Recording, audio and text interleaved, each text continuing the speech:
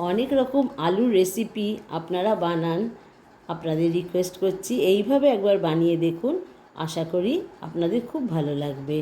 নমস্কার, ত্রিনেত্রাস কুকারিতে আপনাদের সকলকে জানাই আমার সাদর আমন্ত্রণ।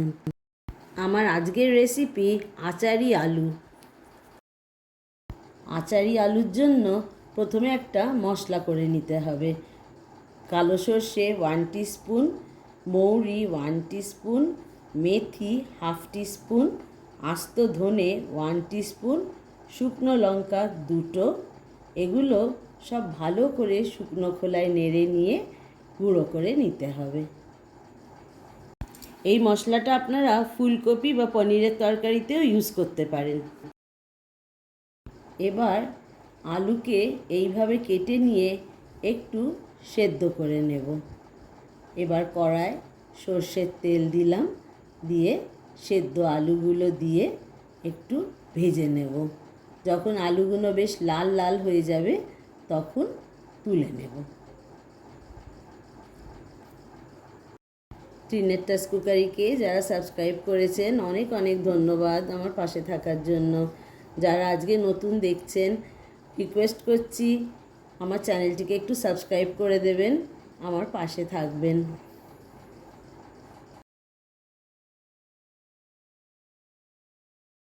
এবারে আলু ভাজার তেলেতেই 1 টিস্পুন পাঁচফোড়ন, 1 টিস্পুন আস্ত জিরে আর 1 টেবিল স্পুন আদা কুচি দিয়ে ভালো করে একটু নেড়ে নেব।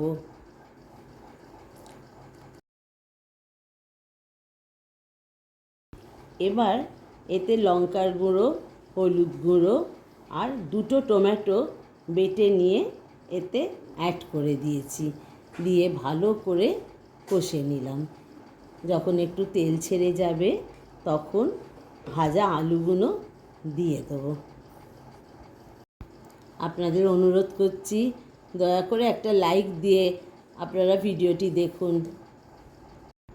এবার এতে পরিমাণ মতো নুন দিলাম, একটু ভিনিগার দিলাম। আচারি আলু তো, তাই একটু ভিনিগার দিলে, যদি ভিনিগার না থাকে আপনারা তেঁতুলের কাতও দিতে পারেন। দিয়ে ভালো করে নেড়ে নেব।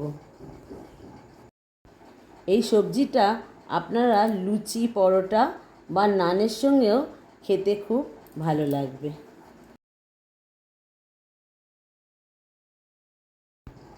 এবারেতে ভাজা মশলা যেটা বানিয়ে রেখেছিলাম সেই ভাজা মশলার গুঁড়োটা দিয়ে দেবো। দিয়ে এই সময় আলুগুলো একটু ভেঙে ভেঙে দেব।